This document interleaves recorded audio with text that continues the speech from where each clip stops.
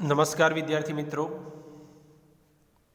ધોરણ 12 ઇંગ્લિશના લેક્ચરમાં હું દેવાંગ બી ઠક્કર આજે આપને પરીક્ષાલક્ષી એક્ઝામ ઓરિએન્ટેડ પ્રેક્ટિસ કરાવીશ. વિદ્યાર્થી મિત્રો, આજે આપણે 12મા ધોરણના અંગ્રેજીના 6ઠ્ઠા પાઠમાં રીડ 1 સ્ટ્રાઇક અગેન્સ્ટ વોર ની પરીક્ષાલક્ષી પ્રેક્ટિસ કરીશું. મિત્રો, એમસીક્યુની પ્રેક્ટિસ આપણે કરવાની છે. અગાઉ આપણે આ પાઠ ભણી ચૂક્યા છીએ, but now we are doing the exam oriented practice. So let's start. First of all we are trying to understand the summary of the unit. વિદ્યાર્થીઓ, આપણે તેની સમરી છે તે એકવાર જોઈ લઈએ, જેથી આપણને પ્રોપર એનો ખ્યાલ આવે. તો આ પ્રકરણ ઈસવીસન 1916માં ખૂબ જ ફેમસ એવા રાઇટર, બ્લાઇન્ડ ઓથર એલન કેલન દ્વારા ન્યૂયોર્કમાં એક સભાને સંબોધિત કરાયેલા ભાષણના અંશો અહીંયા રજૂ કર્યા છે. આ પાઠમાં લેખિકા હેલન કેલર કામદારોના હક, તેમના ઉપર થતા અત્યાચારો, તેમનું મહત્ત્વ, લોકશાહીની નબળી બાજુઓ, યુદ્ધની નિરાર્થકતા અને ભયાનકતા તથા નવા વિશ્વના નિર્માણ માટેના તેણીના પોતાના વિચારોની રજૂઆત કરતી જણાય છે. લેખિકાના મતે આ વિચારો તેના પોતાના છે, પરંતુ ધ્યાનથી વિચારતા આ વિચારો કાર્લ માર્ક્સના આધુનિક સમયમાં આખી દુનિયામાં નિષ્ફળ નીવડેલા એવા સામ્યવાદનું પ્રતિબિંબન લાગે છે. શરૂઆતમાં લેખિકા દ્વારા અમુક તંત્રીઓ પર તેણીના કરતાં ઓછા કાર્યક્ષમ હોવાના કટાક્ષ કરાયો છે, તથા તેણીની માગણી માત્ર એક ભેદભાવયુક્ત વાતાવરણ અને કાર્યક્ષેત્રની ઈચ્છા હોવાનું જણાવેલ છે. ત્યારબાદ કામદારો ઉપર સત્તાવાળાઓનું સંમોહન, કે જેના વશમાં આવીને કામદારો ઓછા વેતનની સામે હડતાલ પડતી મૂકીને હાથમાં હથિયાર ઉઘામીને યુદ્ધભૂમિ તરફ ધસી જશે અને પોતાના સાચા શત્રુ એવા માલિકો અને સત્તાવાળાઓ ખાતર નિરર્થક યુદ્ધમાં મરી ફાટે છે. તે બાબતની અહીંયા ચર્ચા કરી છે. કામદારોના મૂળભૂત માનવીય અધિકારોનું અનાદિકાળથી ઉલ્લંઘન થતું આવ્યું છે. ભવ્યાતિ ભવ્ય સ્મારકો અને ઇમારતોનું નિર્માણ પોતાના લોહી પસીનો સિંચીને કરનારા કામદારોને ભાગે તો તેમની મહેનતનું સાચું ફળ અને વળતર તો આવ્યું જ નથી. જ્યારે તેઓ વિરોધ કરે ત્યારે અત્યાચારો સહન કરવા પડે છે. એટલું જ નહીં, યુદ્ધમાં દેશ માટે શહીદ પામ્યા છતાં તેમનો પરિવાર સુખ શાંતિથી જીવશે અને પોસાશે તેવી કોઈ ગેરંટી નથી. કામદારો ખરેખર નિસ્વાર્થ છે, કેમ કે બીજા માટે જીવે અને મરે છે. કામદારો સિવાય કોઈપણ કારખાના, પરિવહન કે યુદ્ધ ચાલી શકે એમ ન હોવા છતાં તેમની ઉપેક્ષા કરાય છે. આથી લેખિકા કામદારોને ઓછા વેતન, માનવ અધિકારોના ભંગ, અસ્વચ્છ આવાસો, જોખમી કાર્યો, શાસ્ત્રોના ઉત્પાદન નિરર્થક યુદ્ધ અને ભેદભાવી કાયદાઓ સામે હડતાલ ઉપર જવા કહે છે. તેથી સત્તાવાળાઓને કામદારો માટે પાયાની સુવિધાઓ, બાળકો માટે શિક્ષણ અને યુદ્ધોનું શાંતિપૂર્ણ નિવારણ કરવાની ફરજ પડે. કામદારોને મૂંગા રોબોટ નહીં પણ સક્રિય અને વિચારશીલ નાગરિકો બનવાનું આ પાઠની અંદર મિત્રો જણાવ્યું છે. તો આ આપણો પાઠનો ટૂંકો પરિચય હતો. હવે વિદ્યાર્થીઓ આપણે તેની એક્ઝામ ઓરિએન્ટેડ એમસીક્યુ, થોડા એમસીક્યુ અહીંયા આપેલા છે, 20 એમસીક્યુ છે. ચાલો મિત્રો તેની પ્રેક્ટિસ કરી. Let's see the second MCQ. Does author speak something authentic? શું લેખક અહીંયા ઓથેન્ટિક વાત રજૂ કરે છે, એટલે સાચી અને પ્રમાણભૂત વાત રજૂ કરે છે? તો મિત્રો જવાબ આવશે યસ.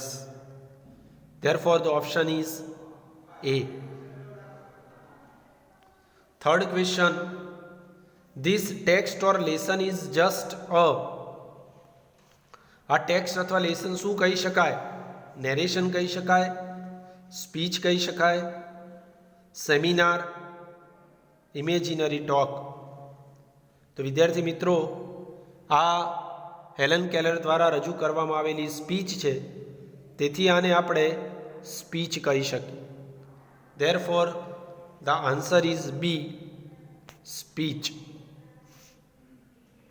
પ્રશ્ન નંબર 4. What does she want to fight against? તે શેની સામે લડવાની વાત કરે છે, લડવા માંગે છે?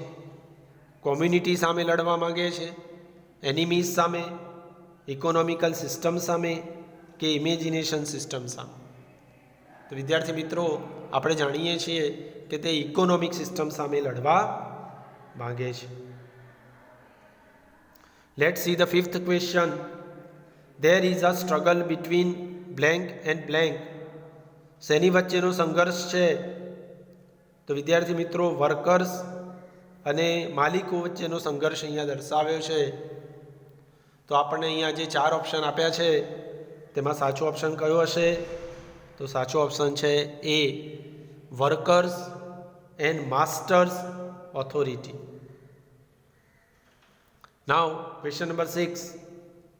ઓ blind vanity of slaves, who are slaves here?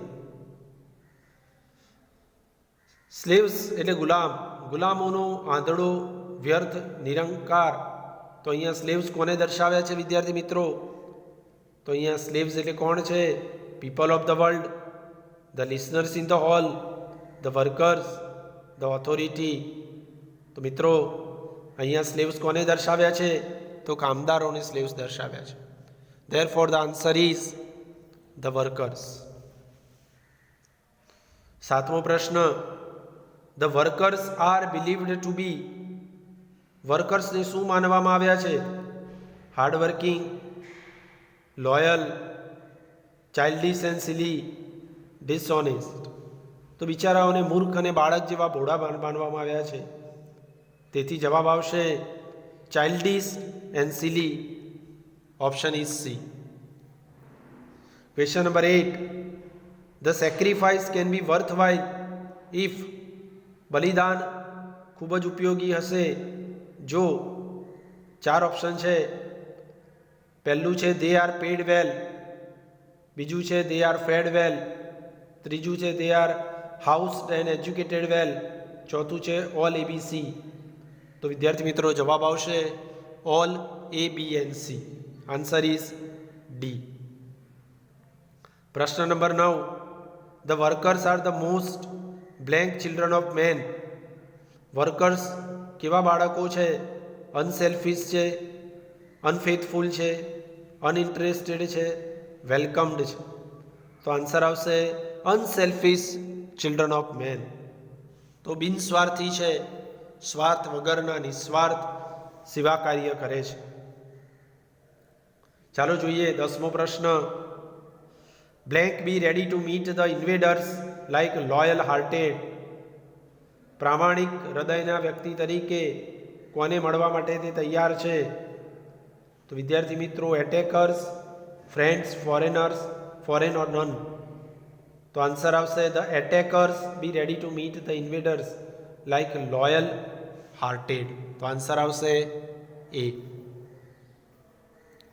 આગળનો પ્રશ્ન છે પ્રશ્ન નંબર 11. The workers are not free because વર્કર્સ હજી સુધી મુક્ત નથી કારણ કે option A they are ill paid, they are forced to work overtime, they go on strike for wage hike, all the three A, B and C. તો વિદ્યાર્થી મિત્રો જવાબ આવશે D, all the three A, B and C. કારણ કે તેમને ઓછું વેતન આપવામાં આવે છે, ઓવરટાઈમ કામ કરાવવામાં આવે છે અને વેજ હાઇક માટે સ્ટ્રાઇક ઉપર જવું પડે છે. તો ડી આન્સર. 12મો પ્રશ્ન. Has a free and democratic nation ever excited? Free અને ડેમોક્રેટિક નેશન કદી એક્સાઇટેડ હોય છે ખરું? તો કદી હોતું નથી. તો નો જવાબ આવશે મિત્રો. Answer is no. 13મો પ્રશ્ન. Since long men have followed the people with? લાંબા સમયથી લોકો કોને અનુસરે છે? તો નોલેજ અને પ્રાઇડને અનુસરે છે, વેલ્થ એન્ડ પાવરને અનુસરે છે, ઓનેસ્ટી અને પ્રાઇડને અનુસરે છે, હેલ્થ અને વેલ્થને અનુસરે છે. તો વિદ્યાર્થી મિત્રો આપણે જાણીએ છીએ કે લાંબા સમયથી માણસો સંપત્તિ અને શક્તિને અનુસર્યા છે. તો મિત્રો જવાબ આવશે wealth and power. Answer is B. પ્રશ્ન નંબર 14.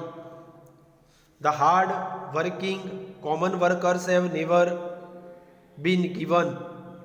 હાર્ડ વર્કિંગ અને કોમન વર્કર્સને કદી શું આપવામાં આવતું નથી?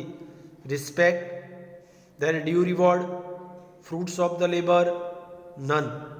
તો વિદ્યાર્થી મિત્રો તેમના લેબરનું ફ્રૂટ એટલે કે તેમના મહેનતનું ફળ આપવામાં આવતું નથી. તો જવાબ આવશે C, fruits of their labour. ચાલો મિત્રો 15મો પ્રશ્ન જોઈએ. The workers could go on strike to increase their wage. કામદારો પોતાનું વેતન વધારવા માટે હડતાળ ઉપર જાય છે. તો વાત સાચી છે કે ખોટી? તો નો આવશે. Answer is no. 16મો પ્રશ્ન. With the growth of civilisation the workers have been? જેમ જેમ સિવિલાઇઝેશનનો વિકાસ થાય છે વર્કર્સે શું કરવું પડે છે? તો વર્કર શું બને છે? તો વિદ્યાર્થી મિત્રો વધારે અને વધારે ગુલામ બને છે. તો more and more enslaved. Answer is A. તો જવાબ એ આવશે. 17મો પ્રશ્ન. The workers always have to face? વર્કર્સને શું ફેસ કરવું પડે છે? તો the rage of authority, the misfortune of others, dangers in construction, all the three A, B and C. તો વર્કર્સને શું સહન કરવું પડે છે? તો ડેન્જર ઇન કન્સ્ટ્રક્શન, કામ કરે છે ત્યારે ખતરાનો સામનો કરવો પડે છે. તો 17માનો જવાબ આવશે સી. 18મો પ્રશ્ન. What reward do the workers get? વર્કર્સને શું રિવોર્ડ મળે છે? બદલામાં શું વેતન મળે છે? શું ઇનામ મળે છે? તો scanty,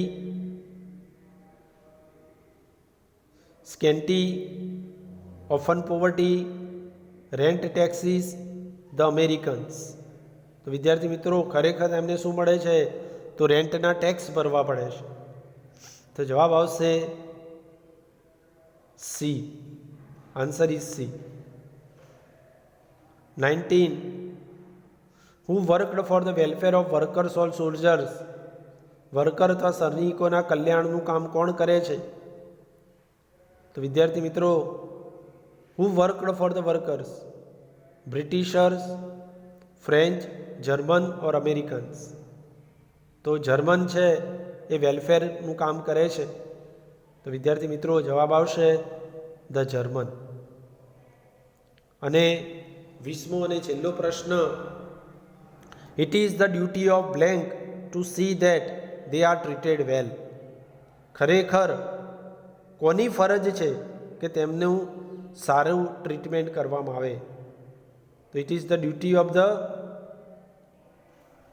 authority to see that. ઓથોરિટીની જવાબદારી છે કે તેમનું સારું વર્તન કરવામાં આવે. તો વિદ્યાર્થી મિત્રો, જવાબ આવશે એ, ઓથોરિટી. તો આવી રીતે આપણે પ્રેક્ટિસ છે તે કરી શકીએ. ટોટલ 1 થી 6 પાઠના MCQની પરીક્ષાલક્ષી પણ મિત્રો આપણે પ્રેક્ટિસ કરી. તો અહીંયા આપણે ટેક્સ્ટબુકનું જે સિલેબસ છે તે કમ્પ્લીટ કરીએ છીએ. હવે બીજું જે રિવિઝન છે ગ્રામરલક્ષી તે પણ આપણે કરીશું. ઓકે મિત્રો, તો ચાલો મળીએ. બાય.